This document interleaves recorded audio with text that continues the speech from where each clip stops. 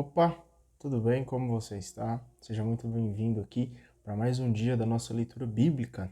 Esse projeto aí maravilhoso que o Senhor tem nos concedido de poder estar lendo a Bíblia por durante um ano. E hoje nós vamos ler do primeiro livro de Reis, do capítulo 12, tá? Até o capítulo 15. Então vamos abrir aí a nossa Bíblia para a gente iniciar aqui no capítulo 12. É bem importante a gente já ressaltar aqui que Salomão ele veio a falecer e o seu filho Roboão ele está ali agora proclamando, perdão, ele está reinando, a palavra certa é reinar, sobre o trono de Israel, ok? Só para que fique claro aí onde nós estamos aqui na nossa leitura. Então vamos iniciar aqui no capítulo 12. Roboão foi para Siquém, pois todo Israel para aí se havia dirigido, a fim de proclamá-lo rei. Jeroboão, filho de Nabate, soube da notícia quando ainda estava no Egito, porque havia fugido do rei Salomão e morava no Egito. Mandaram chamar Jeroboão, e ele também foi com toda a Assembleia de Israel. Então disseram a Roboão: Seu pai nos impôs um fardo pesado. Se você nos aliviar da dura escravidão e do fardo pesado que ele nos impôs, nós serviremos a você. Roboão respondeu: Vão e voltem ao meu encontro daqui a 3 dias. Então o povo se dispersou. O rei Roboão pediu conselho aos anciãos que serviam a seu pai Salomão, quando este ainda vivia, e lhes perguntou: Como é que vocês me aconselham a responder para esse povo? Eles disseram: Se hoje você se colocar a serviço desse povo, se você o servir, perdão, tá? Se hoje você se colocar a serviço desse povo, se você o servir e se você responder para eles com boas palavras, então eles se colocarão para sempre a seu serviço. Roboão, porém, desprezou o conselho dos anciãos e foi aconselhar-se com os jovens que haviam crescido junto com ele e que o serviam. Olha para você ver. Roboão decidiu desprezar aqueles bons conselhos que as pessoas, que os anciãos tinham dado para ele sobre todos os filhos de Israel, que eles estavam ali sentindo que estavam sendo escravizados. Mas Roboão decide não aceitar os bons conselhos e vai procurar conselhos em outros lugares. E lhes perguntou: O que é que vocês me aconselham a responder para esse povo que me disse: Alivie-nos do jugo que seu pai nos impôs? Os jovens, que haviam crescido com ele, disseram: Para esse povo que falou, seu pai tornou pesado o nosso fardo. Alivie esse fardo que pesa sobre nós. Você responderá: Meu dedo mínimo é mais grosso do que a cintura do meu pai. Meu pai colocou sobre vocês um fardo pesado, mas eu aumentarei ainda mais esse fardo.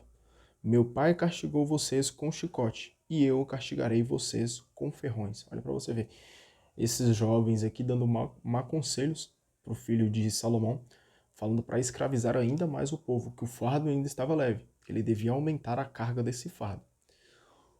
Como o rei lhes havia dito que voltassem depois de 3 dias, Jeroboão e todo o povo foram ao encontro de Roboão no terceiro dia.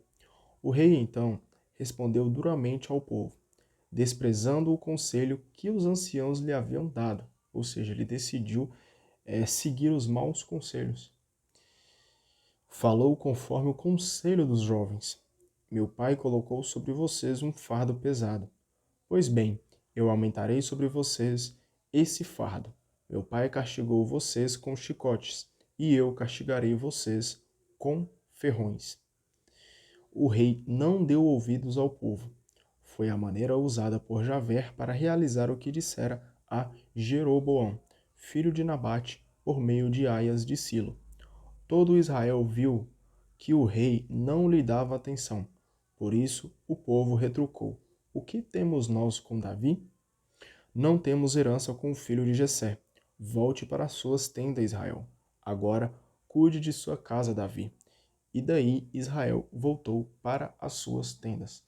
Essa passagem aqui, até ali de uma forma, se a gente prestar bastante atenção, a gente percebe aqui a importância de ouvir bons conselhos, ter discernimento para ouvir os conselhos, porque muitas vezes vão aparecer algumas situações onde a gente precisa da ajuda de alguém, a gente pergunta o que a pessoa acha, dá algum conselho para a gente poder seguir firmes ali.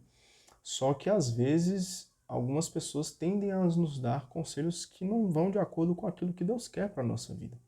Então eu acredito que a primeira coisa que nós devemos fazer antes de tomar toda e qualquer decisão é pedir a ajuda do Espírito Santo para que a gente possa ser guiado aí pelos passos que Ele quer, que o Senhor quer para a nossa vida, para que a gente possa agir de maneira correta.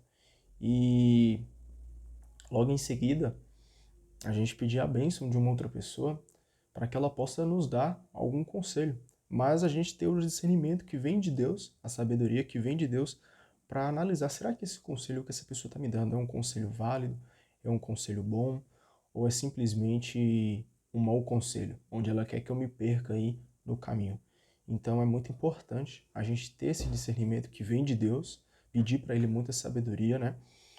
Pois a gente precisa saber, será que estamos seguindo os bons conselhos, os conselhos de pessoas que estão alinhadas aí com os propósitos de Deus, ou nós estamos seguindo maus conselhos, pessoas aí que estão alinhadas com as coisas mundanas. Então é bem importante a gente sempre pedir discernimento e sabedoria para Deus, para saber ouvir os bons conselhos também. Quanto aos israelitas que moravam nas cidades de Judá, continuaram submetidos a Roboão.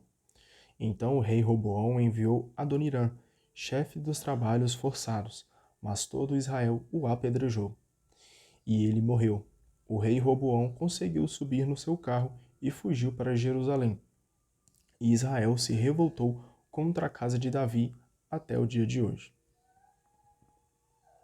Ao saber que Jeroboão tinha voltado, mandaram chamá-lo para a assembleia e o proclamaram rei sobre todo o Israel. Somente a tribo de Judá seguiu a casa de Davi. Roboão foi para Jerusalém e reuniu toda a casa de Judá e a tribo de Benjamim, 180.000 guerreiros. Era para lutar contra a casa de Israel e restituir o reino a Roboão, filho de Salomão. Então a palavra de Deus foi dirigida a Semeias, homem de Deus. Diga a Roboão, filho de Salomão, rei de Judá, a toda a casa de Judá e de Benjamim, e ao resto do povo. Assim diz Javé: não subam para lutar contra seus irmãos israelitas. Volte cada um para a sua casa, porque tudo o que aconteceu foi por minha decisão. Eles obedeceram à palavra de Javé e regressaram conforme a palavra de Javé. Então a gente percebe aqui que nos momentos difíceis ali, Deus estava com as pessoas. Deus estava coordenando, estava abençoando todas as coisas. Então é bem importante a gente não se esquecer que nos momentos de dificuldade, Deus está do nosso lado. Jeroboão fortificou Siquém, na região montanhosa de Efraim, e aí residiu. Depois saiu daí e fortificou Fanuel. Jeroboão pensou: agora o reino poderá voltar para a casa de Davi. Se este povo for oferecer sacrifícios no templo de Javé em Jerusalém, o seu coração se voltará para o seu senhor Roboão, rei de Judá. E eles acabarão me matando e voltando para Roboão, rei de Judá. Então Jeroboão teve a péssima ideia aqui, né, de fazer 2 bezerros de ouro. E disse ao povo: vocês já foram demais a Jerusalém. Israel, aqui está o seu Deus, aquele que tirou você da terra do Egito. Colocou um dos bezerros em Betel e instalou o outro em Dan. Isso foi causa de pecado. O povo foi em procissão diante do bezerro até Dan. Olha para você ver, cara. Mais uma vez aqui, as pessoas estão adorando falsos deuses. Se a gente lembrar de alguns livros atrás aí, onde a gente lia a história de Moisés retirando o povo ali da escravidão do faraó do Egito, A gente lembra aí que no meio do deserto, se eu não me engano era no meio do deserto, que Moisés estava conversando com Deus a sós, à parte. Enquanto isso, o povo estava adorando um falso Deus. Eles fizeram um bezerro de ouro e estavam adorando esse Deus. E mais uma vez aqui a gente vê que o povo está adorando falsos deuses. Mais uma vez a gente vê aqui que o povo está perdidamente cego, influenciado aí por falsas ideologias. Então a gente até vê aqui que no versículo 29 fala: isso foi causa de pecado. E a gente sabe, cara, que todo pecado tem as suas consequências, todo pecado tem o seu castigo. Vamos continuar aqui para a gente poder finalizar. Jeroboão fez santuários, olha para você ver, nos lugares altos e estabeleceu como sacerdotes pessoas tiradas do povo, que não eram levitas. Jeroboão celebrou também uma festa no dia 15 do 8º mês, como se celebrava em Judá, e subiu ao altar.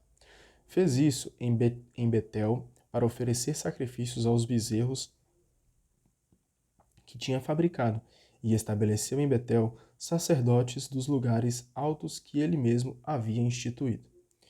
Subiu ao altar que tinha feito em Betel no dia 15 do 8º mês, data que escolheu arbitrariamente.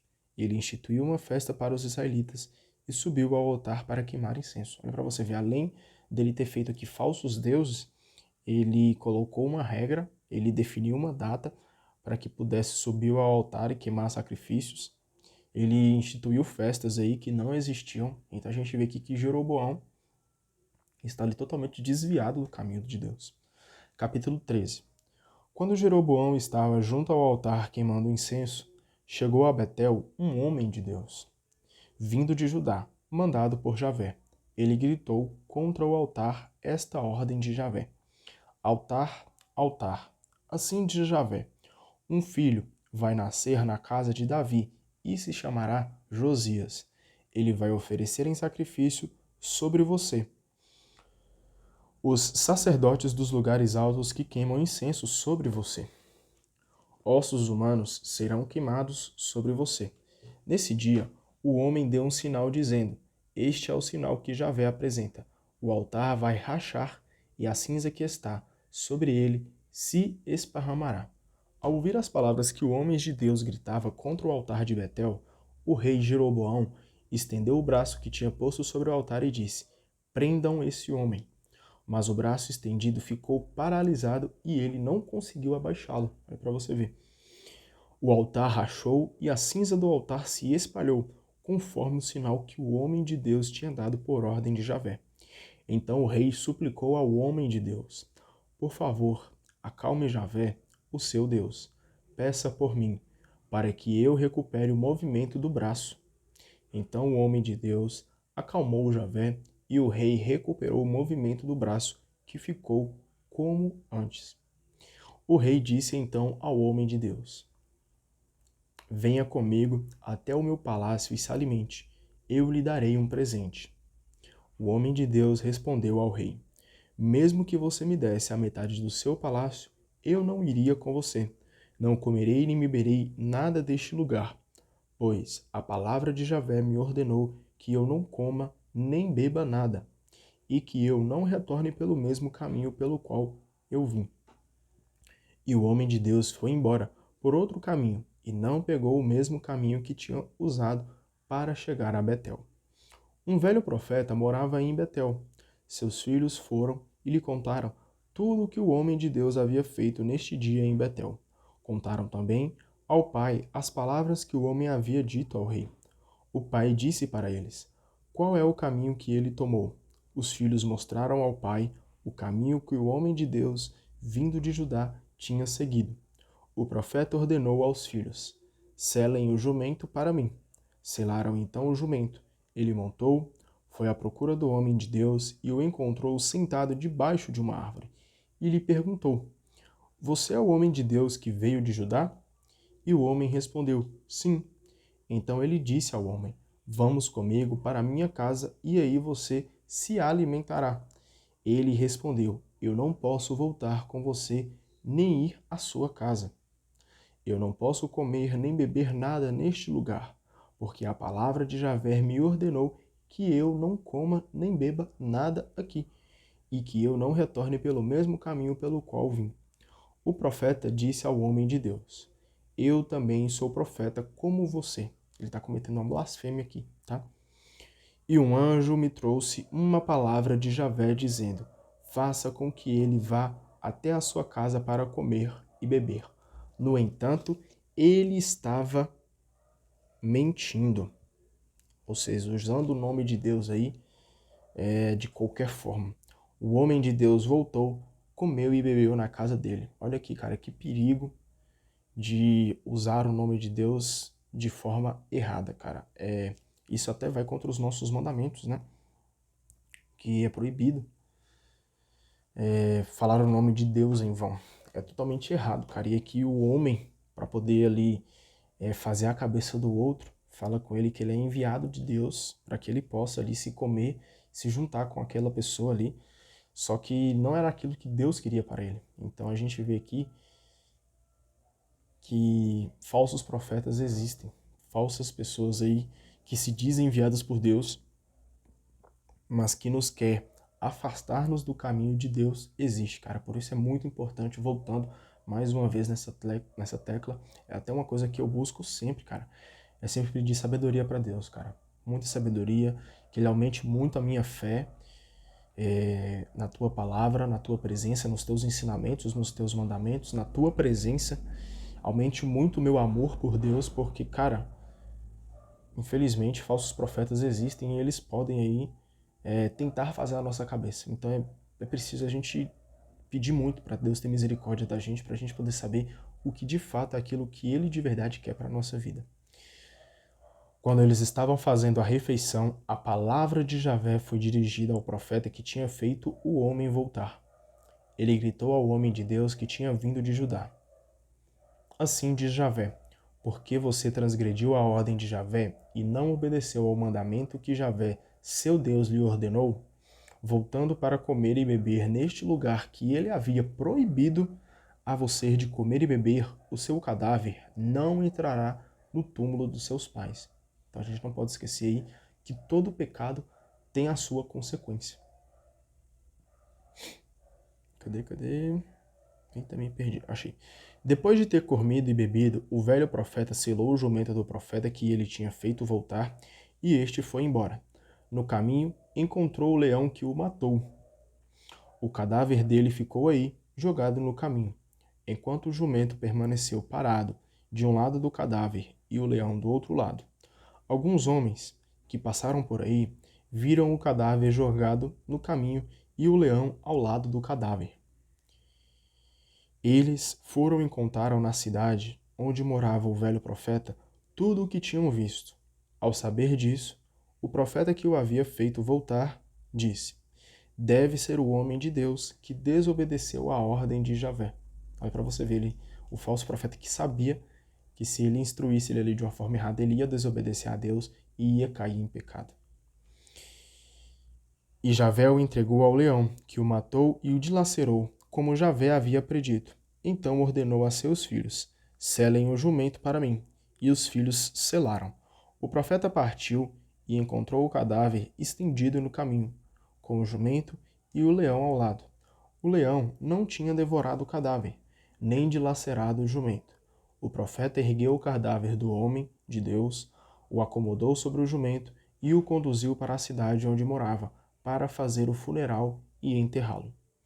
Colocou no seu próprio túmulo o cadáver e cantou a lamentação: ai, meu irmão! Depois de o ter enterrado, o profeta disse a seus filhos: quando eu morrer, me enterrem na sepultura onde está enterrado este profeta. Coloquem meus ossos ao lado dos ossos dele, porque certamente vai se cumprir a maldição que ele gritou por ordem de Javé contra o altar de Betel e contra a todos os santuários dos lugares altos que estão nas cidades da Samaria. Apesar disso, Jeroboão não se converteu do seu mau comportamento. Continuou nomeando homens do povo como sacerdotes dos lugares altos. Qualquer um que quisesse, ele o consagrava sacerdote dos lugares altos. Esse comportamento fez cair em pecado a dinastia de Jeroboão e provocou sua ruína e o extermínio do país. Então a gente viu aqui que mesmo assim Jeroboão virou as costas para Deus, não quis se converter, várias pessoas foram lá e tentaram alertá-lo, mas ele prefere fazer da sua forma do que aquilo que Deus tem de propósito para a vida dele. Então a gente vê aqui que ele está fadado ao fracasso, pois se a gente querer seguir as coisas somente pelas nossas necessidades, pelas nossas vontades, cara, nós vamos ficar aí perdidos. Nós não podemos esquecer que o nosso rei tem propósitos muito maiores do que aquilo que a gente imagina e que a gente quer para a nossa vida. Por isso é bem importante a gente seguir os caminhos de Deus. Capítulo 14. Nessa época, Abias, filho de Jeroboão, ficou doente. E Jeroboão disse à sua mulher: Vamos, coloque um disfarce para que não reconheçam que você é a esposa de Jeroboão. Vá até Silo, onde está o profeta Aias. Ele me profetizou que eu seria rei deste povo. Leve 10 pães, roscas e um pote de mel, e apresente-se a ele. Então ele dirá o que vai acontecer ao menino. A mulher de Jeroboão assim fez. Foi para Silo e se apresentou na casa de Aias. Ora, Aias estava quase cego e tinha os olhos meio apagados por causa da velhice. Javé, porém, lhe tinha dito: A esposa de Jeroboão virá aqui para pedir a você um oráculo sobre o filho dele que está doente. Diga isso e isso. Ela virá disfarçada. Logo que Aias ouviu o barulho de passos junto à porta, disse: Entre. A esposa de Jeroboão: Por que você veio disfarçada? Fui enviado para lhe dar uma triste notícia. Diga a Jeroboão: Assim diz Javé, o Deus de Israel: Eu tirei você do meio do povo e o coloquei como chefe do meu povo Israel. Tirei o reino da casa de Davi para dá-lo a você. Mas você não foi como o meu servo Davi, que observou os meus mandamentos e me seguiu de todo o coração, fazendo apenas o que eu aprovo. Você se comportou de modo pior do que os que reinaram antes de você. E até chegou a fazer para você outros deuses, imagens fundidas, para me irritar e voltou as costas para mim. Por isso vou trazer a desgraça para a sua casa. Eliminarei da casa de Jeroboão todos os que urinam na parede, tanto os escravos como os livres em Israel. Eu varrerei a casa de Jeroboão como se varre completamente o lixo. Os membros da família de Jeroboão que morrerem na cidade serão devorados pelos cães, e os que morrerem no campo serão devorados pelas aves do céu. É isso que Javé tem a dizer. Quanto a você, levante-se e volte para casa. Quando você puser o pé na cidade, o menino morrerá. Todo Israel fará luto por ele e o enterrará, porque da família de Jeroboão somente esse menino entrará num túmulo. De fato, dentro da família de Jeroboão, foi somente nele que Javé, o Deus de Israel, encontrou alguma coisa de bom. Olha para você ver, a família de Jeroboão estava tão afundada no pecado que somente uma pessoa, Deus conseguiu enxergar um coração bom. Javé fará surgir em Israel um rei que vai eliminar a família de Jeroboão. Javé ferirá Israel como se faz com o caniço que balança na água. Arrancará os israelitas desta boa terra que deu aos antepassados deles, e os dispersará do outro lado do rio Eufrates, porque ergueram seus postes sagrados, provocando a ira de Javé. Entregará os israelitas por causa dos pecados cometidos por Jeroboão e por causa dos pecados que ele fez os israelitas cometerem. A mulher de Jeroboão levantou-se e partiu, e ao chegar à terça, mal ela atravessou a soleira da porta da casa, o menino morreu. E o menino foi enterrado, e todo Israel fez luto por ele, como Javé havia dito por meio do seu servo, o profeta Aías. O resto da história de Jeroboão, as guerras que ele fez, o seu governo, tudo está escrito nos anais dos reis de Israel. Jeroboão reinou durante 22 anos. Depois foi enterrado com seus antepassados, e seu filho Nadab lhe sucedeu no trono. Então a gente percebe aqui que mesmo ali diante de todas as situações ali que Deus tentou alertar Jeroboão, a gente viu aqui que mesmo assim ele decidiu, cara, continuar a praticar idolatria aí a falsos deuses.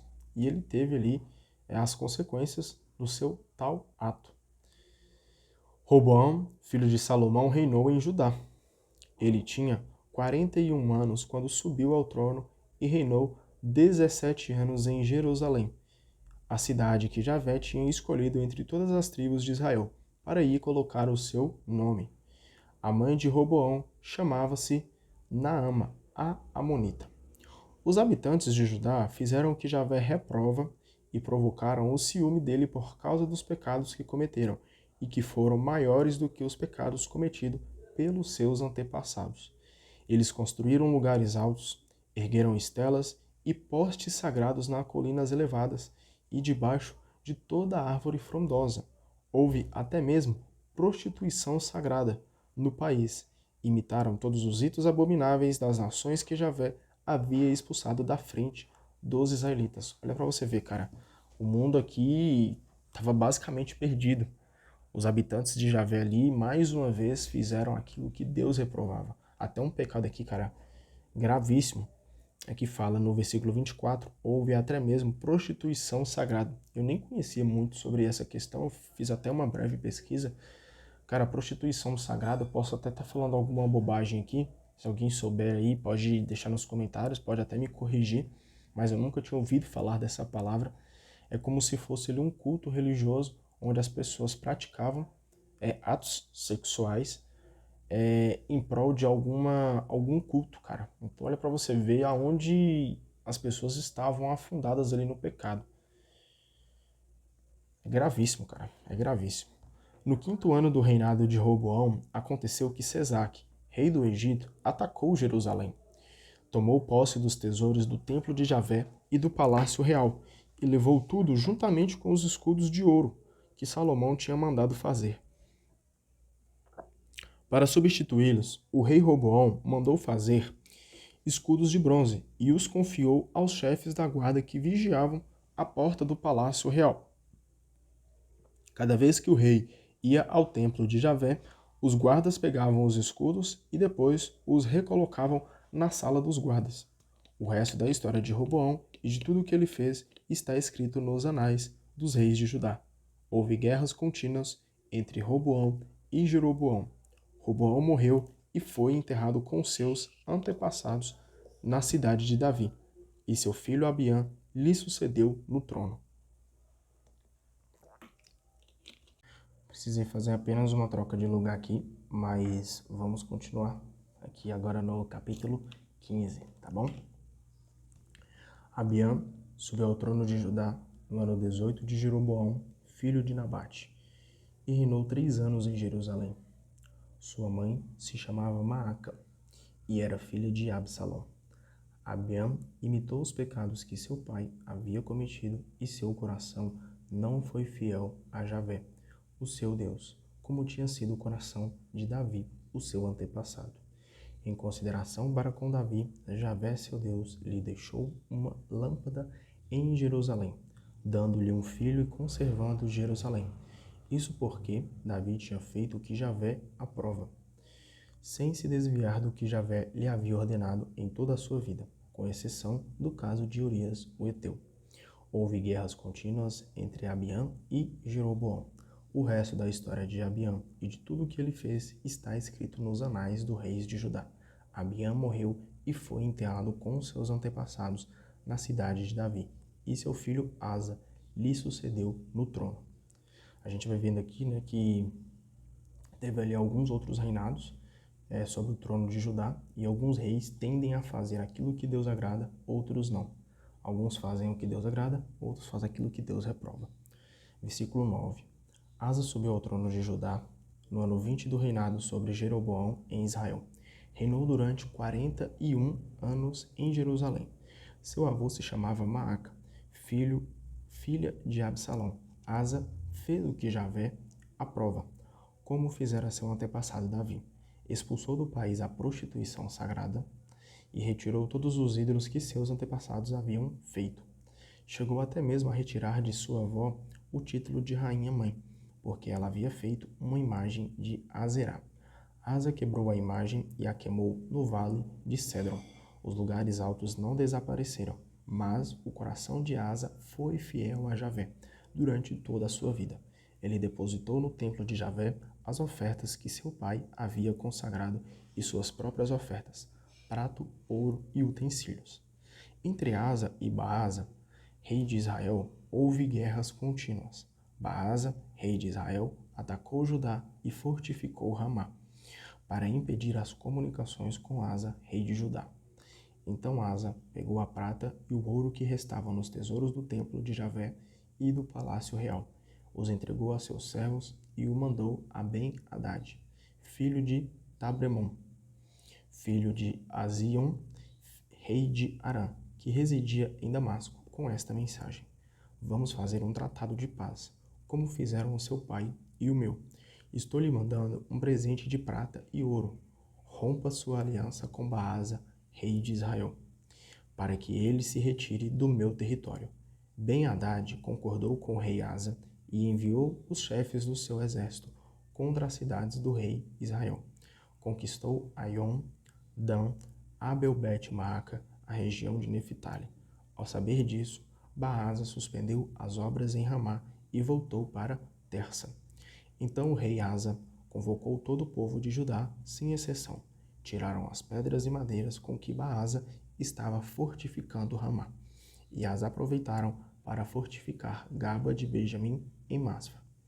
O resto da história de Asa, suas façanhas militares e as cidades que construiu, tudo está escrito nos anais do rei de Judá.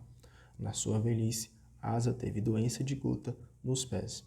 Asa morreu e foi enterrado com seus antepassados na cidade de Davi, seu pai, e seu filho, Josafá, lhe sucedeu no trono. Nadab, filho de Jeroboão, subiu ao trono de Israel no 2º ano do reinado de Asa, rei de Judá. Reinou 2 anos em Israel. Fez o que Javé reprova. Imitou o comportamento de seu pai e os pecados que ele fizera cometer em Israel. Baasa, filho de Aias, da tribo de Issacar, conspirou contra ele e o assassinou em Gibeton, cidade filisteia que Nadab e todo Israel estavam cercando. Baasa matou no 3º ano de Asa, rei de Judá, e ficou reinando no lugar dele. Logo que se tornou rei, Baasa matou toda a família de Jeroboão e a massacrou, sem deixar nenhum sobrevivente, conforme a predição que Javé tinha feito por meio de seu servo Aias de Silo. A causa foram os pecados que ele cometera e fizera Israel cometer, provocando indignação de Javé, o Deus de Israel. O resto da história de Nadab e tudo o que ele fez está escrito nos anais dos reis de Israel. Houve guerras contínuas entre Asa e Baasa, rei de Israel. Baasa, filho de Aias, subiu ao trono de Israel em Tersa no 3º ano do reinado de Asa, rei de Judá. Reinou durante 24 anos. Fez o que Javé reprova, imitando o comportamento de Jeroboão e o pecado que ele fizera Israel cometer. Então aqui a gente finaliza com a leitura de hoje. A gente vai vendo ali que outros reis entraram para reinar sobre os tronos de Judá, sobre o trono de Israel. Só que a gente viu aqui que muitos reis queriam seguir os caminhos de Deus e outros reis não queriam seguir o caminho de Deus. Então a gente vê aqui essa discordância aqui sobre seguir ou não o caminho de Deus. E a gente finaliza aqui o dia de hoje nessa seguinte história: como vai ser o futuro dos filhos de Israel? É o que nós vamos descobrir aí nas próximas leituras adiante. Mas e você? Qual caminho você quer seguir? O caminho de Deus ou reprovar aquilo que Deus quer para a sua vida? Está nas suas mãos a tua escolha, tá? Então amanhã nós estamos aqui de volta. Um beijo, um abraço para você. Deus abençoe muito você e a sua família, tá? Até mais.